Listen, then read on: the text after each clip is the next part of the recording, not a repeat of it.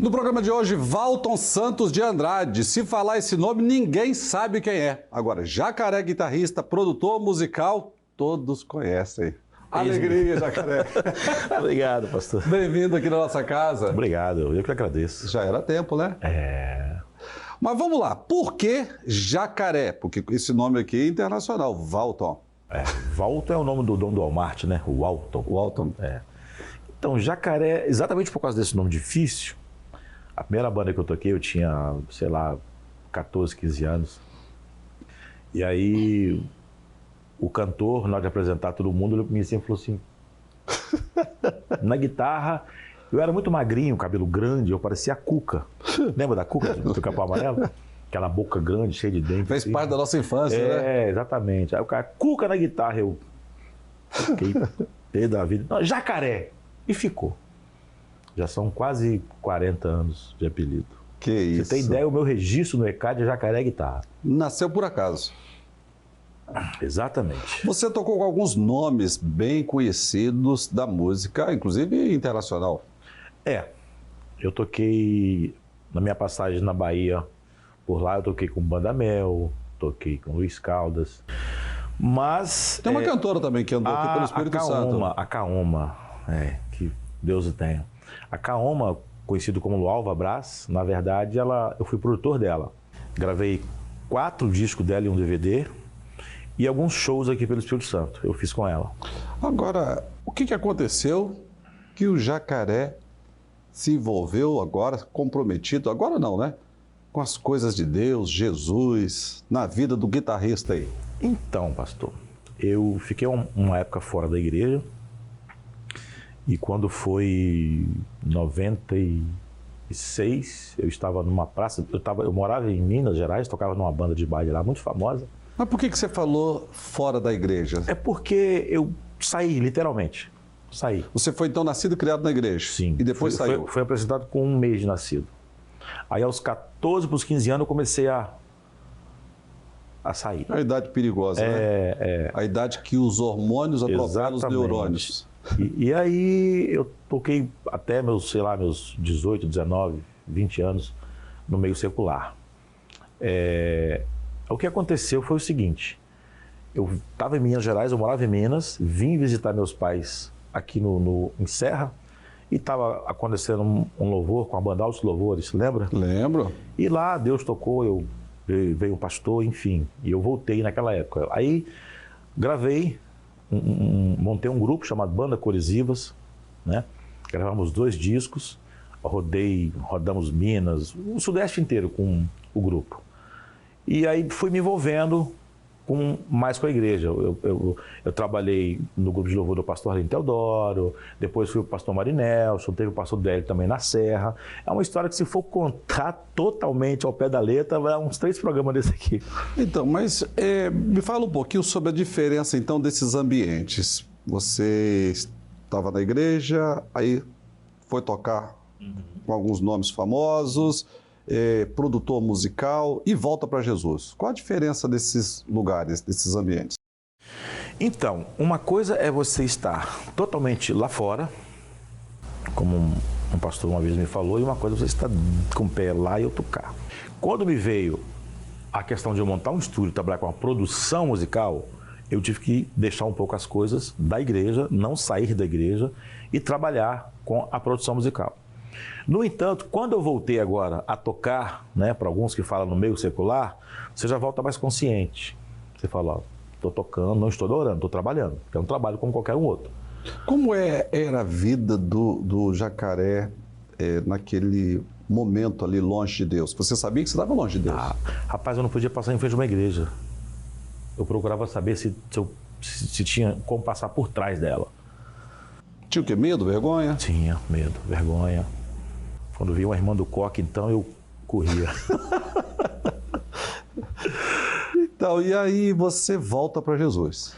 Aí você assim, você está mais assim, como é que eu vou dizer? Está mais vivido, tem mais experiência, você sabe o que você pode lá fora, o que você não pode. Porque é um meio complicado.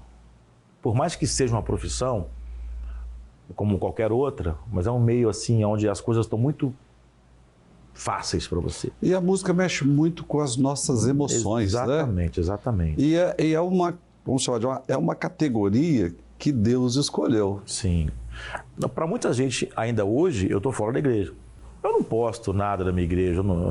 Eu estou na Batista Amada Praia, tem amigos meus lá que tocam comigo. Entendeu? Então, assim, já fui muito de ficar postando, estou na igreja. Então, eu posto mais o meu trabalho. Na verdade, nem sempre o que está sendo postado, né? Exatamente. É a verdade. Uhum. A gente não vê quase problema nenhum postado nas redes sociais, né? Exatamente. A pessoa perdeu o emprego, está com depressão, está triste, o casamento acabou, faliu. Não, é só coisa bacana. Só. E a gente sabe que a vida não é isso, né? Bate o selfie. Acabou. Quem é Jesus pro Jacaré? Para mim, ele é tudo, tanto na minha vida, na minha família. Cara, eu olho para minha filha, está com 8 anos hoje, a mais nova, e eu vejo nela quando eu comecei a dar os primeiros passos, né? Na verdade, desde pequeno, como eu falei, com 1 mês eu fui apresentado na igreja, né? Mas você começa a participar mesmo quando você começa a ter ideia do que está acontecendo. Então, nessa idade, entre 5, 6, 7, 8 anos, eu era assim, de ir para o monte com minha mãe, de orar e tal. Minha mãe é pastora e tal. E eu vejo nela isso. Por quê? Eu tive uma criação assim, a minha esposa também, uma criação cristã. E se não fosse ele, sinceramente, acho que nem estava aqui. Agora, queria que você falasse para os nossos telespectadores, Jacaré, a importância deles darem atenção às coisas de Deus. Você experimentou lá fora e acredito que viveu muitos desertos, muitas crises. E se fosse bom, você estaria longe de Deus. Não, você pegou o caminho de volta. Qual a importância que o nosso telespectador precisa fazer em casa para ele ter esse Deus? Vou chorar, hein? Fica à vontade. Então, eu tive lá fora, como já falei, e tive muitos livramentos de Deus na minha vida, graças aos joelhos da minha mãe, Irmã Maria, lá na Serra, a pastora Maria.